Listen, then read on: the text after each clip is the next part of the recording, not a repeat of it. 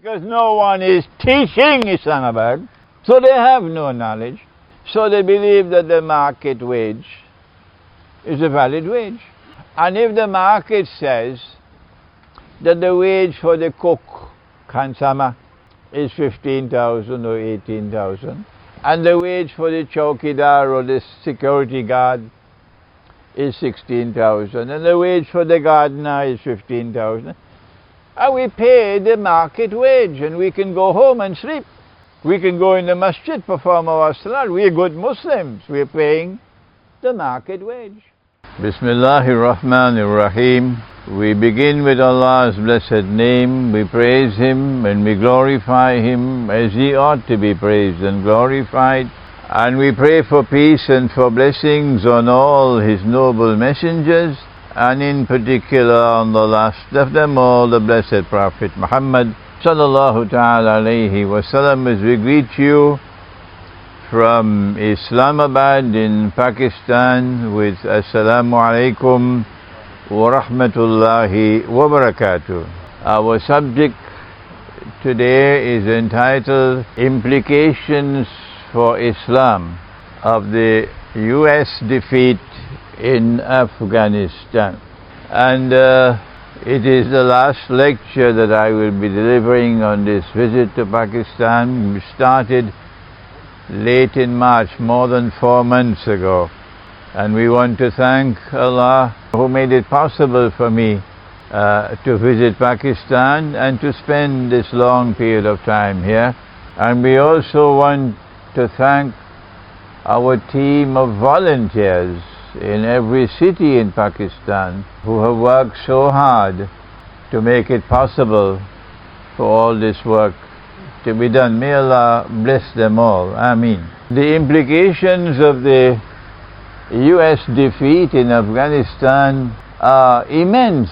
There are implications, enormous implications for India, as well as for Pakistan, as well as for Iran, as well as for China, as well as for Russia, as well as for Israel, as well as for the whole of the modern Western world.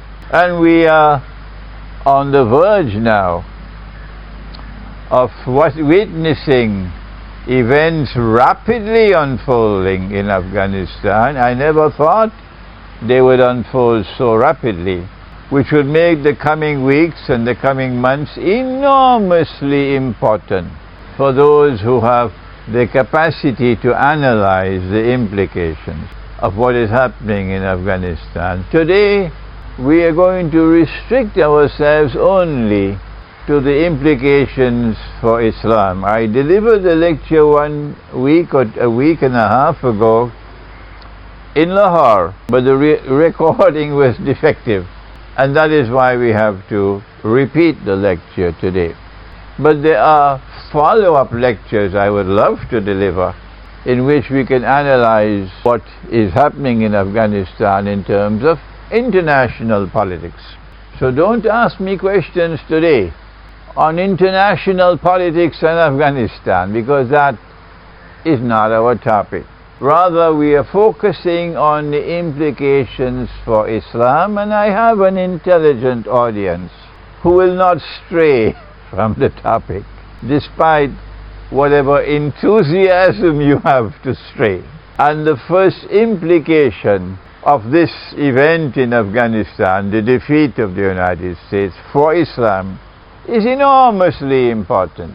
More than 75 years ago, one of the most famous historians of the modern Western world, a man of impeccable scholarly integrity, Arnold Toynbee, British historian, he wrote a book entitled Civilization on Trial. And you can get the book on the internet, you can download it if you check for it. I suggest to you, it's a good book to read. He was not just a British historian, he was a Christian. And he was a man with some Christian piety. He was also someone who was carefully observing international affairs, political affairs, and he was selected by the British Royal Society for International Studies to edit the survey of international affairs that they were publishing every year. I don't know whether you can find it here in Islamabad, but in Karachi at the Institute of International Relations, there in the library, I found it. The volumes which were published for every year, 19, 20, 21, 22, 23, 24, 25, edited by Arnold Toynbee. A mine of information, scholarly information, very important. And this is what Arnold Toynbee revealed when he wrote Civilization on Trial. He said of modern Western civilization that it had come to the world to replace all previous civilization. That history had reached it has completed, and there's nothing more to come. Previous civilizations, including the civilization are now obsolete and moribund and belong to the museums of history. And the world will witness nothing more from now on than the ascendancy of modern Western civilization. Well, look at that. Afghanistan has just delivered, or is now delivering, a spectacular repudiation of that thesis of the modern West, that Islam is a spent force. Rather, Afghanistan has delivered the evidence that Islam is still alive. Not only that, but Islam has the capacity to resist the most powerful civilization that history has ever witnessed. Because it was not just United States in Afghanistan. It was the whole of the West and all their client states, what you call in Pakistan the chamchas of the West. And so the Republic of Turkey was in Afghanistan all these years. If Pakistan needs to be reminded of that, well, I'm here to remind you of that. That Erdogan's Republic of Turkey was in Afghanistan all these years as a chamcha of the West. The Afghan Muslim people fought the West for 20 years. And the reason why United States has to leave now is because they are scared of a public relations disaster. Because on the 11th of September, it will be 20 years since they invaded Afghanistan. And how did they do it? Yes, you know the story. And I am not afraid to tell it while others are afraid. I've never been afraid to tell it. That there are three kinds of lies. You know it. There are normal lies, and then there are great lies, and then there's 9/11. So they invaded Afghanistan with a mountain of a lie in order to be able to pursue a political agenda. And 20 years later, they have to withdraw in failure. And so a message is being sent all around the world.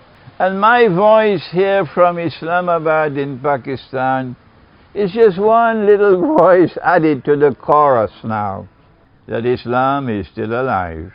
And Islam is not a spent force. And Islam can take on the modern West and defeat it. In what sense has the United States been defeated in Afghanistan? In the same sense that they were defeated in Vietnam. Namely, they could not achieve their objectives. That was the defeat. And if Islam can fight the United States and all of the West in Afghanistan, then what is the promise that seems to be apparent now? The promise of what is to come.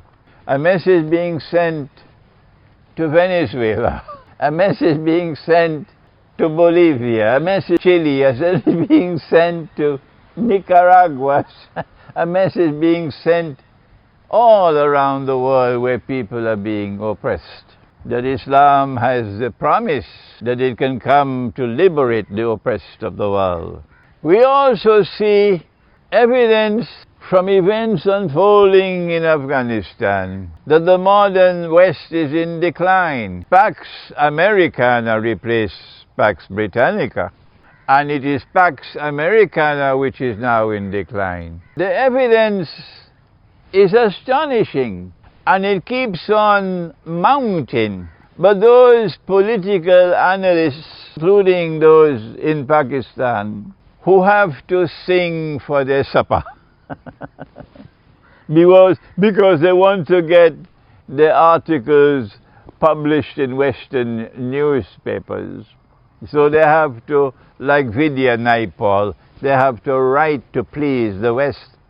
They have to cook the food for the taste of the West. They are not able to say what I am saying, that the evidence is mounting that the modern West is in decline. The United States, for the last 200 years, has been intervening militarily with gunboat diplomacy in nearly every single Central American and South American country, willy-nilly, to change governments, invading them, overthrowing governments for the last 200 years. And now, what has happened? That Venezuela has put a stop to it. The United States has tried everything you could possibly try to overthrow the Venezuelan government. Hugo Chavez slapped them on their faces until they got rid of him. And now Maduro is still holding on. Why can the United States not bring about regime change in its backyard in Venezuela? Why? That for all of these years you have this embarrassing spectacle of the United States circling Venezuela but unable to attack it. What has happened to the lion? Has he lost his teeth? The United States imposed a quarantine on Venezuela that they couldn't get oil because their oil refineries are not working. They didn't have the spare parts. And the Venezuelans were desperately in need of oil. Pakistan, of course, couldn't do it, but Iran did it. Pakistan does not have that profile at all that Iran has. And don't come to me with your criticisms of Shia sectarianism. I'm talking politics now. Iran had the profile, and Iran defied the West and sent 5 tankers filled with oil to Venezuela. And I was sitting in Trinidad next door to Venezuela watching what's going on. And the American warships are there in the Caribbean Sea, and they couldn't stop it. They couldn't stop it. Evidence is not there alone. 7 years ago, Russia reclaimed Ukraine. And when Russia reclaimed Ukraine, and because I have studied Surah Al-Kahf of the Quran, I said, it's time for Imran to celebrate, because I have studied Surah Al-Kahf of the Quran. And for 7 years, the West has not been able to reverse what happened in Ukraine. They're no closer today than they were 7 years ago. Crimea, my mistake, Crimea. Crimea is firmly in the hands of Russia. And once you control Crimea, you control the whole of the Black Sea. The evidence of the decline of the West is mounting. It was there spectacularly on display in Syria when they manufactured in their own factories, they manufactured ISIS, a CIA creation. A factory owned by the CIA created this ISIS. And they provided all the weapons, state-of-the-art weapons, through Saudi Arabia, of course, their chamcha, and Turkey, of course, their chamcha, and also you have Qatar and others along the line. And they provided them with all the US dollars they needed. And I call them Dajjal's warriors. And they hit me, oh yes, they hit me. And they went to work. And they killed and they slaughtered innocent people. And today the same people who did that and have no remorse, have no regrets, are saying, look at what Taliban is doing. I don't use the word Taliban. You never heard me using the word. It's the first time I'm using the word Taliban. Look at how they're behaving in Afghanistan.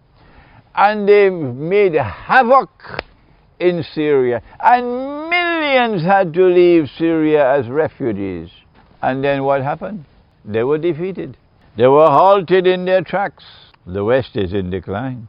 And now, in addition to Venezuela, in addition to Crimea, in addition to Syria, Afghanistan.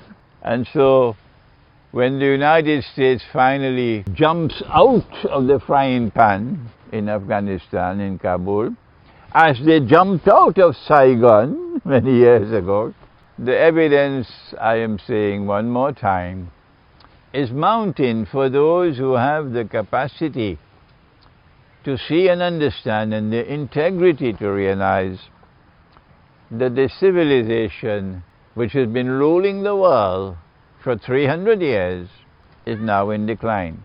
But there is for us more from the world of Islam, that they can no longer say we belong to the museums of history. There's more for us. And that is our Prophet, Allah's blessings be upon him, and they know the prophecy. He said that an army will come out of Khorasan with black flags. No one will be able to stop that army until it reaches Jerusalem, indicating that it is not a Russian army that will liberate Jerusalem. Rather, it will be a Muslim army that will liberate Jerusalem. The late Dr. Israr Ahmad, rahimahullah, may Allah have mercy on his soul, did excellent work in defining for us ancient Khorasan. And I have benefited from his research. And what he said was that ancient Khorasan comprised of the northwest of Pakistan, what you call KPK, the whole of Afghanistan, the east of Iran, and the north of Afghanistan. That whole area is ancient Khorasan.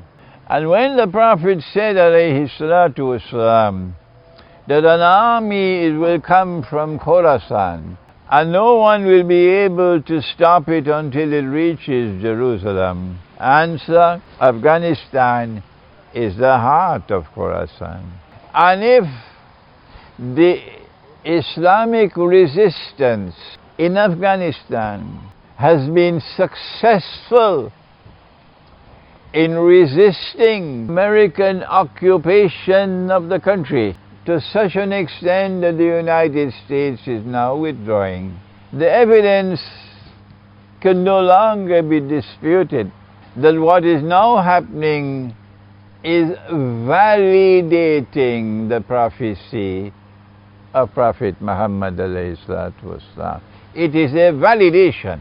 And if that is so, then all of mankind should now be paying attention to what is happening in Afghanistan and in the world of Islam. Because history is not moving in a haphazard way, helter-skelter. Rather, history is moving in a particular direction towards a particular culmination or end. And the Messiah is located at the very heart of the movement of history. And the Messiah is connected with Jerusalem. And so history is ending with Islam playing a spectacular role. I should not have to repeat what I have just said. I'm speaking slowly so you can understand. It can sink in.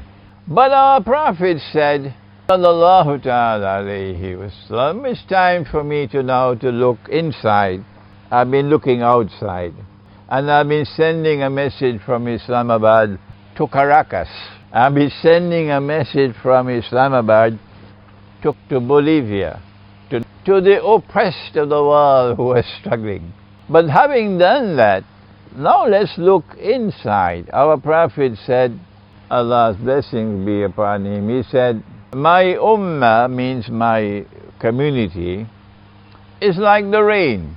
I do not know which shower is better, the first or the last. I came to Pakistan 4 months ago, and I astonished Pakistan when I said that I am 82 years of age by the moon and almost 80 by the sun. I have been superbly educated, mashallah, and I have traveled extensively in the world, and I have written a large number of books which have been received with respect on Islamic eschatology. And so I do have some credentials to speak. And largely due to the internet, we now have a very large number of people who are listening to me. And I said that I don't see the last shower of rain coming from the Arab world. This is not to say that I am speaking condescendingly of the Arabs. Nor do I see it coming from Turkey, where the brainwashing is to such an extent. They don't care that Turkey is a member of NATO. It's peripherally important. But Afghanistan said, and I want to begin my praise for Afghanistan now, whether they like it or they don't, that Afghanistan said to Turkey, when NATO leaves, you leave as well. Meaning, after NATO has left, if you are still here, you're in trouble. We take care of you. It's lovely. That's music in my ears. That Afghanistan is not asleep. So for the critics of Afghanistan, take that and chew it for a while. Brainwashing of the Turkish people. And I'm enormously unpopular in Turkey, oh sure. Enormously unpopular. The brainwashing of the Turkish people is so great that they still cannot recognize that Allah has spoken in the Quran concerning the church and the synagogue and the cathedral and the masjid, that you have a duty to fight to protect it. So how can you take it and convert it to a masjid, a cathedral? The Quran is our guidance, not events taking place in Spain. Don't come with that nonsense. When the Quran is here as our guide, why are you running from the Quran? Don't you have any respect? But the Turkish people are still supporting Erdogan, who took Hagia Sophia and converted it to a masjid for the second time, shamefully, disgracefully, sinfully. But look at the Pakistani people. I came here 4 months ago. I told them this is wrong. The Quran prohibits this. And when we conquer Constantinople, as prophesied by the Prophet Muhammad ﷺ, we are going to return Hagia Sophia to the Orthodox Christian world.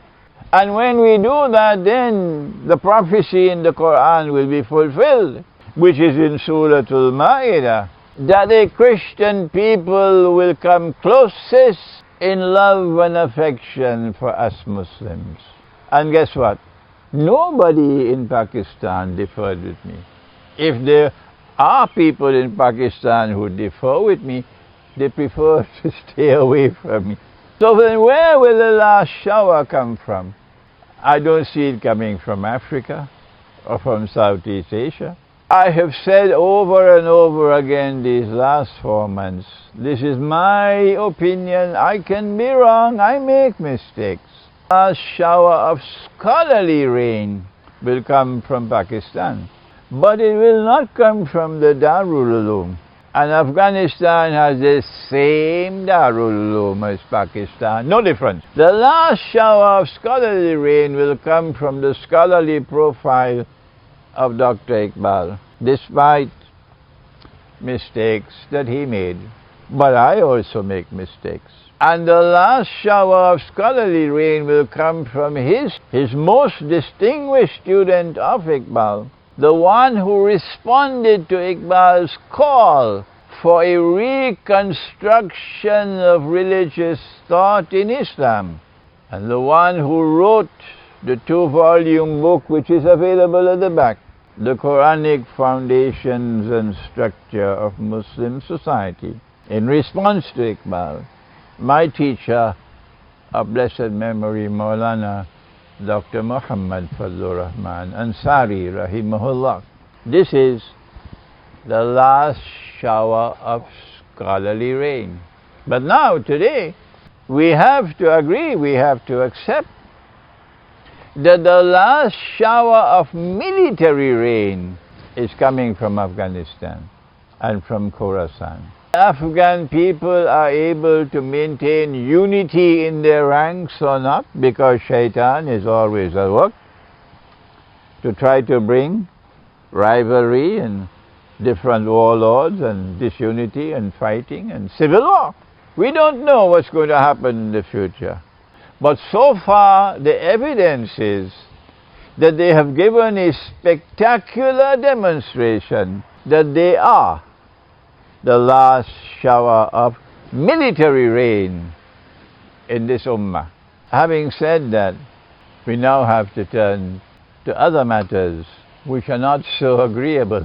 In my lecture in Lahore a week and a half ago, I don't know how long it'll take before Kabul falls. But now it appears as though Kabul is not going to last for maybe another month. And when Kabul falls, when this present Yankee government, that's what they deserve to be called, Yankee government in Afghanistan, perishes and the Islamic Emirate is restored, what are the implications? I now want to tell you this story, and many of those listening to this lecture in different parts of the world are going to be astonished when they hear this. That when there was the Islamic Emirate in Afghanistan for about 5 years, I think 1996 to 2001 perhaps, and Mullah Umar was the head of the government, I was based in New York, and Islam and international relations was my subject. I had been studying. I knew the thought of our foremost scholars on the subject. I had read the works of modern scholars like Dr. Muhammad Hamidullah of Hyderabad, Deccan, the Osmania University, and his famous book, The Muslim Conduct of State. I had read the works of Abdul Hamid Abu Sulaiman, who was a Saudi scholar from Saudi Arabia, who did his PhD in Islam and international relations. And I had his PhD thesis, and I studied it. I read the works of Majid Khadouri in Johns Hopkins University, who translated the Islamic Law of Nations of Shaybani. I had been researching Islam and international relations for a long time. And so when the Islamic Emirate appeared on the scene in the mid-90s, I responded to it from New York. Afghanistan had an ambassador in New York at that time. And he was a very learned man, a very cultured man, refined man. And I was very happy to be in his company. And he had a liking for me. We became friends, the ambassador. And while I was commenting on the Islamic Emirate as to whether or not it qualified as a Khilafah state, the ambassador was sending, in those days we didn't have the internet, we didn't have YouTube, we didn't have video, so we had cassettes, audio cassettes. So the ambassador was sending audio cassettes to Kabul. I don't know if he is still alive. He may even listen to this lecture. I can't even remember his name now. But what I do remember, Abdul Hakim Mujahid, mashallah, mashallah. what I do remember was that this was an educated man. Oh yes, and a cultured man. It was a joy to be in his company. This is the kind of man that Afghanistan chose to be the ambassador. So he was sending the cassettes of my lectures to Kabul, to the government. There were very few of us who were specializing on Islam and international affairs, very few. And then he reported to me that Kabul was not in agreement with you, Maulana. Kabul, the ulama of the government in Kabul differed with you. And he pointed two areas. When this lecture is on the internet, they listen to it in Kabul. He said, Kabul differed with you when you declared that Kabul should not be seeking to get UN recognition of the Kabul government as the legitimate government of Afghanistan, entitled to sit in the seat of Afghanistan in the United Nations. I said, that's wrong. They said, no, that's right. And so they persisted in their effort to get the United Nations to recognize them as the legitimate government of Afghanistan, entitled to sit in the Afghan seat in the UN. I hope they have learnt their lesson now after 25 years, because they were wrong and they were misguided at that time, because the scholars had a Darul Uloom education. That's why. I don't want to be speaking disrespectfully of the Darul Uloom. But what can I do? I have to point out that the education is deficient. It is inadequate. They are not given the knowledge that they need in the Darul Uloom for the conduct of a modern state. How do you establish the Khilafah state in the modern age? The second thing the ambassador said to me was that I had said that the Afghan paper money, they call it the Afghan, in Pakistan it's called the rupee. I said that the Afghan is bogus, it's fraudulent, it's haram. They said no. Mufti said no. The muftis of Afghanistan, like the muftis of Pakistan, differed with me. Meaning, your mufti Azam is still of the view that your paper money is halal. I don't know what to do to contain my anger with this rubbish. My language now is harsh, but I have the right to be harsh in my language, because our people are suffering. If you want to establish a Khilafah state, then I'm going to look at your economy, and I'll tell you very quickly whether you're a Khilafah state or you're bogus. So the ambassador said, Kabul differs with you. Kabul believes that the paper money is halal. 25 years have passed, and I don't know. I don't even know if the ambassador is still alive. I'd love to meet with him. But I don't know whether Kabul has learned any lessons since then. And so when this Yankee government falls, which seems inevitable, and the Islamic Emirate is restored, the easy part is now finished, fighting the Americans. That was the easy part. And the difficult part now begins, and that is how to establish an authentic Khilafah state in the modern age. And I have to share with you my conviction that your Darul Uloom education cannot prepare you to do that work. So do not be surprised if you see the Islamic Emirate in Afghanistan faltering and making mistake after mistake. Don't be surprised. I don't wish this at all. I wish them success, but there is no substitute for knowledge. And the last shower of scholarly rain is not coming in Afghanistan, because all that Afghanistan has is the Darul Uloom. And the Darul Uloom of Afghanistan is no different from the Darul Uloom of Pakistan. A Khilafah state is to be restored in Afghanistan. How do you proceed? I will use a brief time on this subject because this requires hours and hours of lecturing. The first thing about the Khilafah state, it will be disgraceful if you declare yourself an Islamic emirate and then Afghan is fighting against Afghan. And you have all different kinds of groups splintering and civil war amongst them. You are fighting the Americans, now you're fighting your own brothers. So if this is what is going to come after Kabul falls, this can't be a Khilafah state.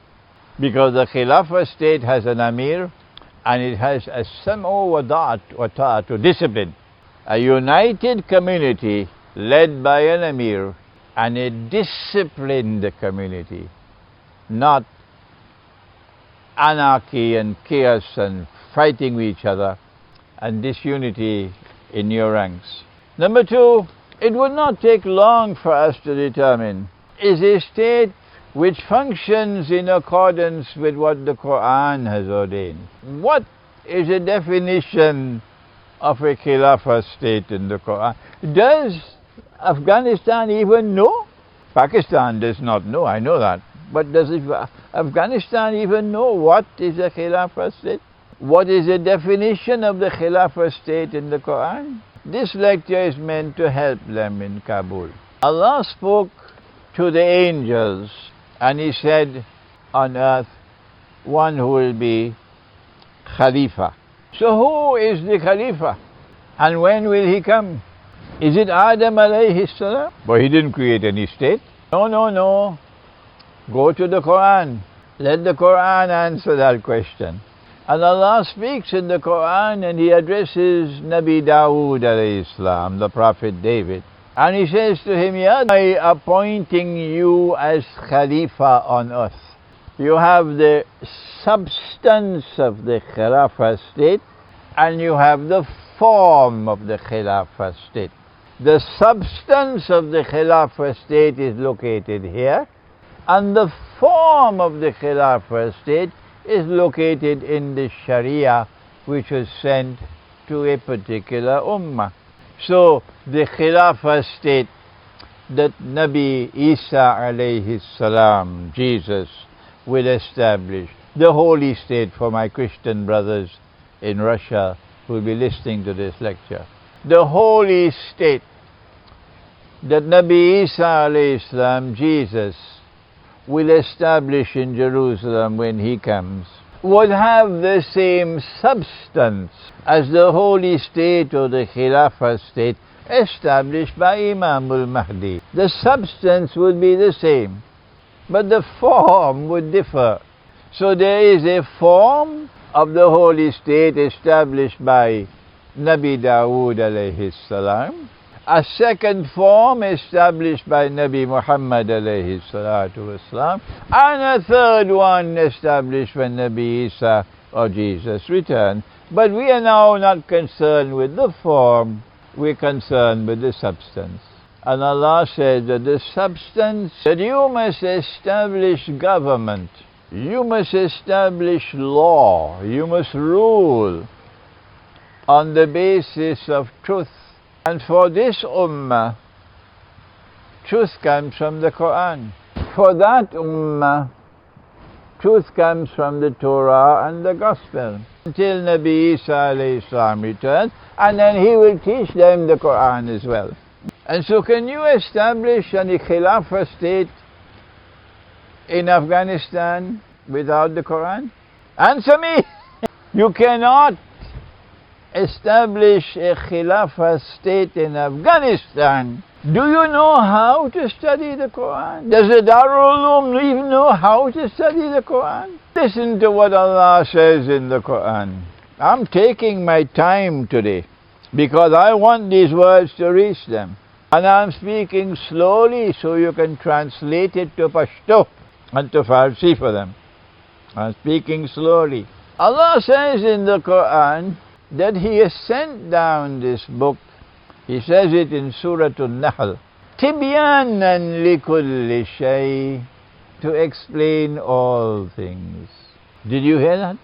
Sab kuch. to explain all things. Well then, one of the most mysterious things that has ever occurred in history, which has spectacularly changed the world and is constantly changing the world and is dismantling the religious way of life, is modern Western civilization. Is it possible civilization? Ask the Darul Uloom. They have no answer. Neither in Pakistan nor in Afghanistan. Because they don't know how to study the Quran. I am not ill-speaking, my people. I'm not hating the Islamic resistance in Afghanistan. No, no, no. I'm just sharing with you the plain truth. The plain truth is that you do not have the knowledge of the Quran with which to be able to establish the Khilafah state in an age when modern Western civilization dominates the world. Because your Darul Uloom does not have the knowledge. But it's worse than that. It's worse than that. They know me. Of course they know me. I sat with the ambassador. He invited me, Abdul Hakim Mujahid, Dr. Abdul Hakim Mujahid. He invited me to his home for lunch. Kabuli palau. It was brown in color. And we sat down and we ate. Kabuli, ambassador and myself. When we were finished eating, he said, Sheikh Imran, I have good news for you. I said, what is it? He says, Kabul is ready to meet with you, meaning the government. They are ready to meet with you now. And there is a conference in Lahore that you will be attending. And they have decided that they will send a delegation to Lahore to meet with you. That was good news. But 2 days later, 9/11 took place. 2 days later, 9/11 took place. And I never saw the ambassador again. And for all these 20 years, I've never had any contact with Kabul. Never. But they know me because they were ready to meet with me. And for 25 years now, I have been explaining and teaching the Quran as it explains the world today. This is Islamic eschatology. And for 25 years, the Darul Ulooms have all shut their doors on me. In Britain, they closed the doors of the masjid as well on me. They put their heads down in the sand and bury their heads there like ostriches and pretend that the modern world, modern Western civilization does not exist. That's not the Sunnah of Nabi Muhammad alayhi salatu wasalam. The Sunnah of the Prophet alayhi salatu wasalam is that he would study carefully his strategic environment. And having studied his strategic environment, and for today, for Kabul, at the top of the list of the strategic environment, is the world which has come into being through modern Western civilization, with the United Nations organization, with the International Monetary Fund, and with the virus and the vaccine. Our Prophet ﷺ would not only study the strategic environment, but he will then go on to take initiatives meant to change the strategic environment and make it more favorable for him. We don't have the time to give a lecture on that subject today, except to say that it was precisely such an initiative which led to Hudaybiyah. And when the Treaty of Hudaybiyah was concluded, Allah responded with a surah entitled Suratul Fath. And he began the surah by saying, we have ordained for you a manifest victory. Manifest victory. And so Kabul would have to study the strategic environment following the Sunnah of the Prophet and take initiatives in order to modify the strategic environment and make it more favorable for him. That is the Sunnah. When Kabul wakes up, and when you create a generation of scholars who are capable of turning to the Quran to deliver the substance of a Khilafah state, then Kabul will have to deliver to the world, spectacularly so. And the diplomats in Islamabad, in the foreign ministry, will be left wondering, where did this come from?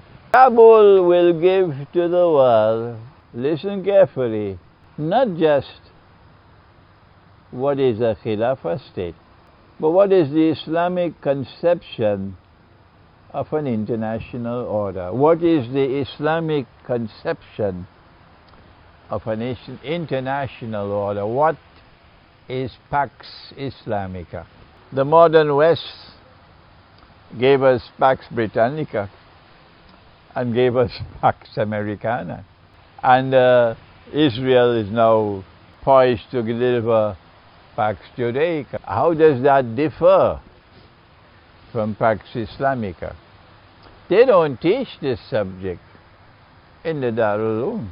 And I cannot today, in the limited time that we have, I can't give you a lecture today on the Islamic conception of an international order, or Pax Islamica. That will have to wait for another day. But it is a beautiful subject, the Islamic conception of an international order which emerges from the Quran. But Kabul will have to do more than that. It's not going to be easy. If you want to establish a genuine Islamic Khilafah state, because the first thing we look at to judge whether or not you are a Khilafah state is not your external relations, it's your economy. It's your economy. And if you give us a bogus economy, like the one which obtains in Pakistan, a bogus economy, an economy which produces over time slave masters and slaves, an economy which produces slave masters and slaves. That's what Pakistan has produced over so long. And there's nothing in the horizon, nothing which is challenging it. Your muftis and your maulanas and your shuyukh and your Islamic organizations have mounted no challenge to the economy. None. They are busy either eating biryani and going home and sleep, or picking up boxing gloves for their tamasha. Deobandi, Brelvi, this, that, the other. You know, Ayub Khan wrote the book in the 1950s, Friends Not Masters. He was sending a message to the West that we are prepared to be friends with you, but we're not going to be your slaves. But the Latin American diplomat, Juan Domingo Alvarado, he wrote a more beautiful book. The title of his book was Sharks and Sardines. And that's what we have today in the economy, sharks and sardines. The sardines are those who have to leave their wives and their children in the village, because if they're in the village, they can only earn about 12,000 a month. But village can't pay anything better than that. And they have to leave the village and come to Islamabad. And when they come to Islamabad, then because Islamabad doesn't have knowledge, because no one is teaching Islamabad, so they have no knowledge, so they believe that the market wage is a valid wage. And if the market says that the wage for the cook, Khansama, is 15,000 or 18,000, and the wage for the chowkidar or the security guard is 16,000, and the wage for the gardener is 15,000, and we pay the market wage, and we can go home and sleep. We can go in the masjid, perform our salat. We are good Muslims. We are paying the market wage. Well, I have a message for you, Afghanistan. Pakistan has failed and failed miserably. And there's nothing in the horizon to see that we can see that there is any hope for Pakistan to change their economy. But we will judge you in Afghanistan based on your economy. Based on your economy. If you're paying that man that wage, and his wife and children have to remain in the village, and he doesn't have the means to even go back every weekend, so he'll go back once every few months and see. So the children, they don't have papa every night. The children are going to sleep, and they don't have papa. But your children have papa. You're paying him the wage of a slave, because you will not put your son to work for that wage. But that's the wage of a slave. But they don't know it, they're innocent. Nobody taught them the subject. So Afghanistan, you're going to have to teach Pakistan. That's what a message I'm sending to you. You have to tell Pakistan. He said, give the slave to eat the food that you eat, and give your slave to wear the clothes that you wear. And mashallah, there are Pakistanis who are very kind to their servants and treat them very nicely. I just got the news. I spent the night in Naushela, beautiful city, green and nice. And I learned that the man who is employing the chowkidar, he built a house for him so that his wife and children can come, so the children will have papa. So this is Pakistan. But what do? Give your slave to eat the food that you eat, and give him to wear the clothes that you wear. Answer? Till such time as you can eliminate riba from the economy, you can't be called a Khilafah state. So we'll judge Kabul, we'll judge Afghanistan based on the economy. Until such time as you can eliminate riba from the economy. And then the market wage will be a just wage. That with this wage, this man is able to maintain his family. He can bring his wife and children from the village, he can get a home, he can spend enough to be able to maintain them. Till such time, what do? Answer, if you have to employ servants, then you have to make them part of your family. You cannot negotiate a wage with them. No. You have to find out what are his needs. How can I get him to bring his wife and his children so the children can have papa? How can I provide a place for them to live? They must have enough food to eat. They must have clothes to wear. If this man is going to work for me full time, then I have to ensure that his family is taken care of. But not, this is for Pakistan, but for Afghanistan, it is not possible to restore the economy that the Khilafah state requires if you continue to have this bogus monetary system. So what they could not do 25 years ago, may Allah open a door that they'll now be able to see the light and bring dinar and dirham as legal tender in Afghanistan. Nobody in Pakistan is calling for that. No mufti is saying that this paper money is haram, none.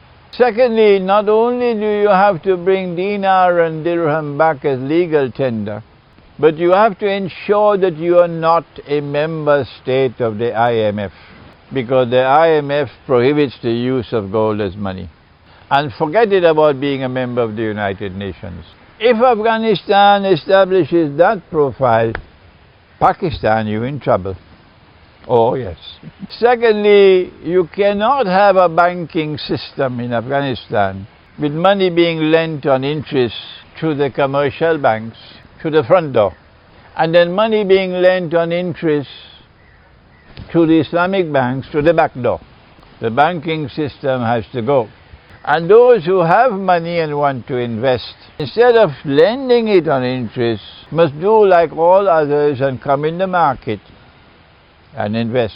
When I come back, inshallah, if Allah allows me to come back, I will teach the subject of Riba, which is fundamental for successfully establishing a Khilafah state. As of today, the Darul Uloom has failed. The Darul Uloom has failed, and failed miserably, in teaching the subject of Riba. Whereas Riba of the modern age has come from Dajjal and is meant to enslave you. So if there is to be an Afghanistan, tell them we're going to be looking at your economy. And as of now, you don't have the knowledge to deal with the economy in the modern world. You don't have that knowledge. You need to be humble and learn from others. Pakistan, the elite, they don't want to learn. They don't want to learn. But the students, the university students, mashallah, they are hungry for knowledge in Pakistan. So I'm confident that we'll have a new generation of scholars in Pakistan tomorrow. But the same thing can happen in Afghanistan. I met with a very senior government official. He came to see me in Peshawar, and he agreed with me that the Darul Uloom was not doing the job it's supposed to be doing. And he said to me, I want to establish an institution of Islamic studies here in Peshawar. We shall bring the correct Islam from the Quran and will be taught all over KPK, and that Afghanistan can benefit. I said, if you want to do that, I'm here to help you. I'm here to help you with that. And in that effort of teaching, the economy occupies the most important position. We now move on. The world will be watching Afghanistan now. 25 years ago, we didn't have the internet.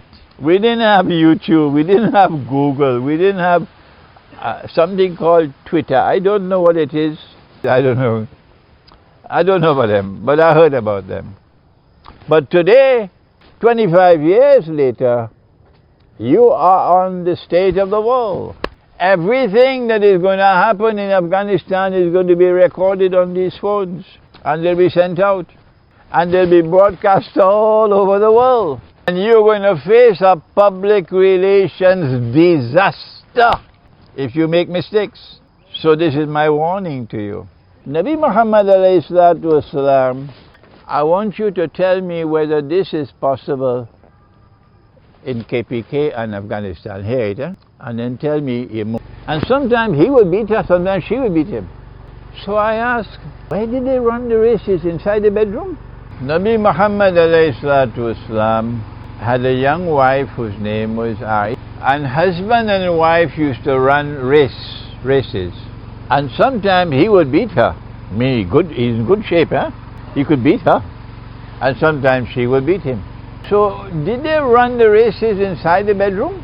No, they were running the races outside. Can you do that today in KPK? Can you do that today in Afghanistan? Can you do it today? No. This is Islam that the world should see. That is not Islam. The Prophet said, prepare yourself for this one. This is Sahih Muslim. He said, when women make sajda, meaning in the masjid, not in their homes.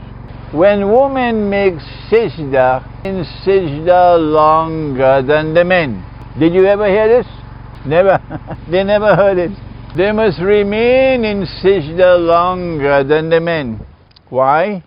Because some of the men might not have enough cloth to cover themselves properly. And if a woman were to raise her head too quickly, it would be an unwelcome sight. So what? Were they naked? What kind of clothes did the men wear? And women were in the masjid. The Prophet ﷺ allowed women to pray in the masjid. I can't hear you. I don't. You had dinner already, no? Did Nabi Muhammad alayhi salatu wasalam, did he allow women to pray in the masjid? Yes or no? Yes. This is Islam. This is Islam, where women had rights to pray in the masjid. Do women come to the masjid for Salatul Jummah in Pakistan? No. I lived in Malaysia for many years as well. I never saw a woman in the masjid in Malaysia. No. So this is going to be Islam on display. Is this a valid Khilafah state or is it a bogus Khilafah state where women are not allowed in the masjid? He said when the women, oh no, the clothing now for the men is that you have two pieces of clothing as a man. Two pieces. The lower portion has to be tailored in such a way you could jump on a donkey, you could ride a horse, you could ride a camel. So it's like this shalwar, perfect shalwar. And it has to be baggy. If it's tight and you go on the horse, it'll tear. So you have the perfect shalwar here. But in addition to the lower garment, you have to have an upper garment. And the upper garment has to be long enough that when you go down in sajda, you will not present an indecent spectacle to those behind you. Because if you do that, not because of a shortage of cloth, but because you want to follow the West, then I have a surprise for you. Allah will take your salat and throw it back in your face. If you perform salat with clothing, that when you go down in sajda, you present an indecent spectacle. So now then, he said when the men come to the masjid, the best row for the men is the first, and the most dangerous is the last.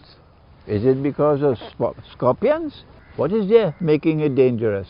And the best row for the woman is the last, and the most dangerous is the first. Is it because of scorpions? No. Huh? No. You know the answer.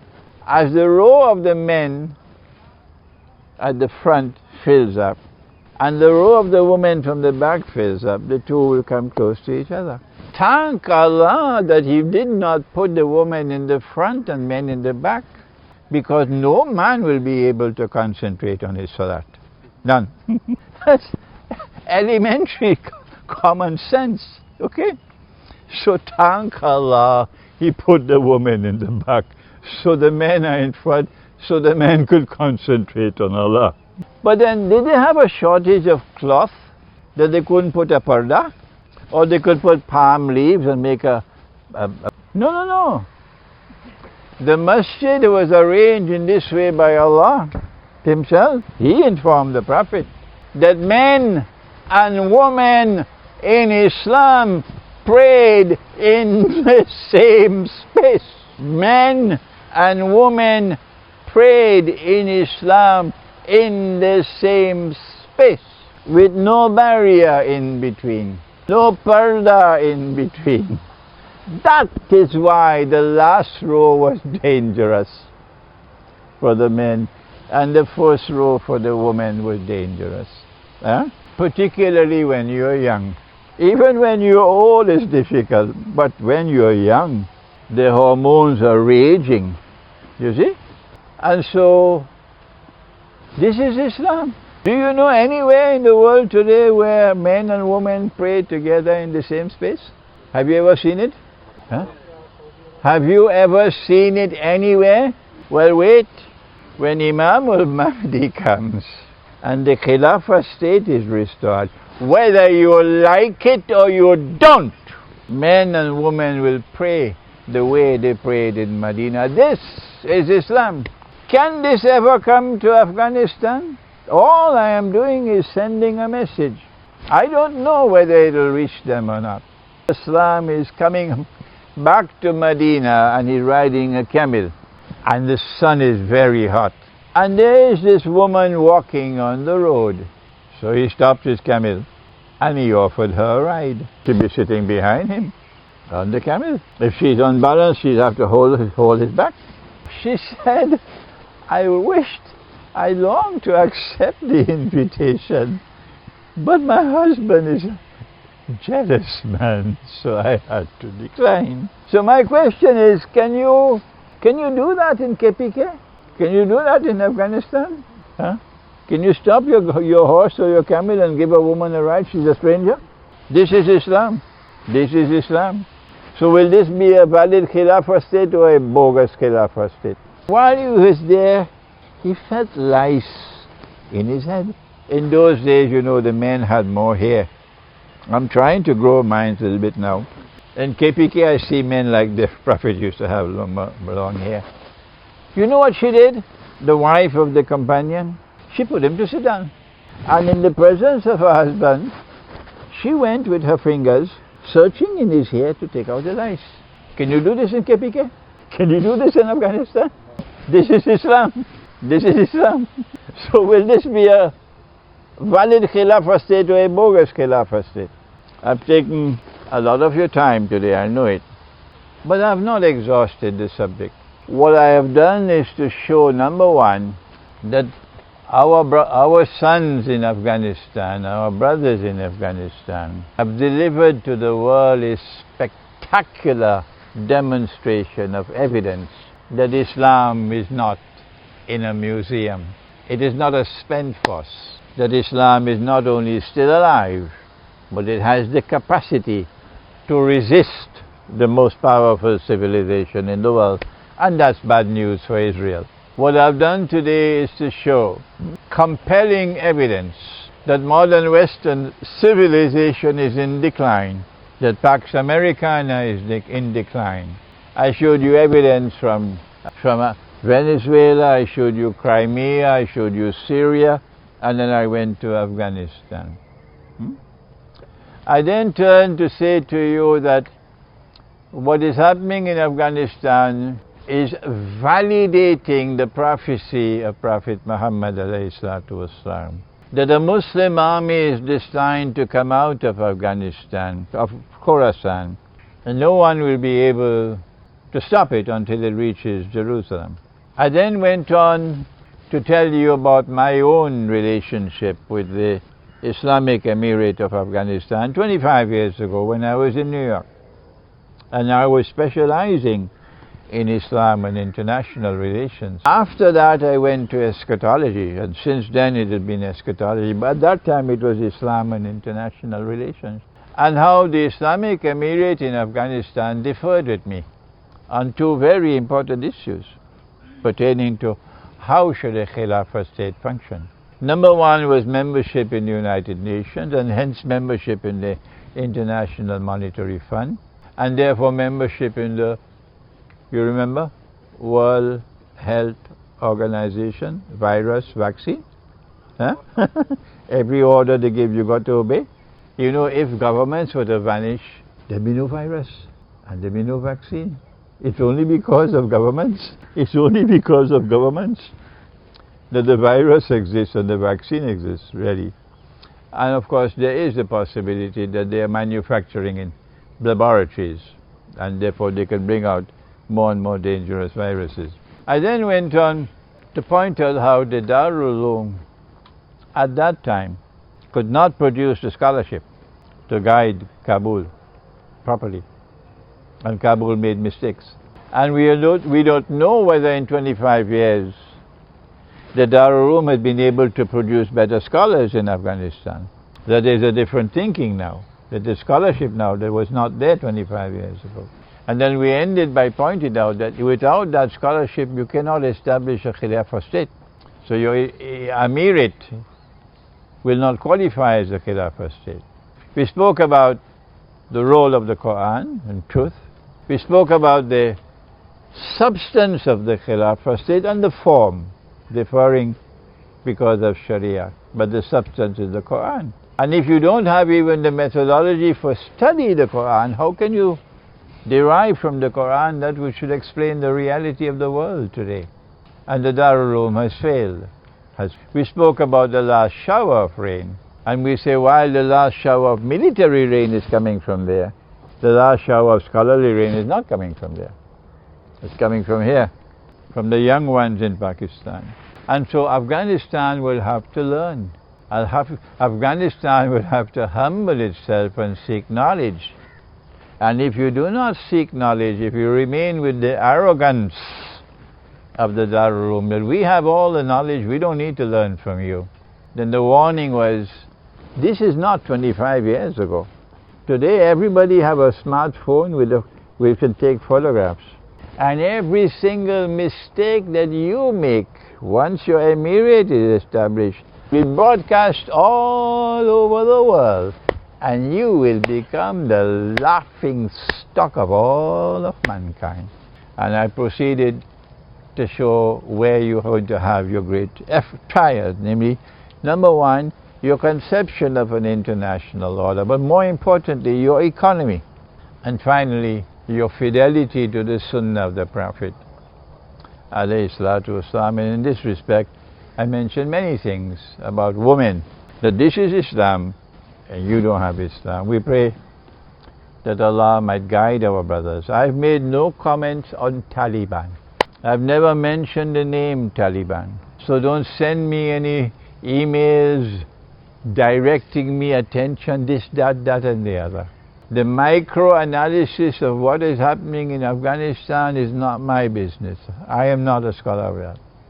You have scholars in Pakistan who are capable of doing that better than me.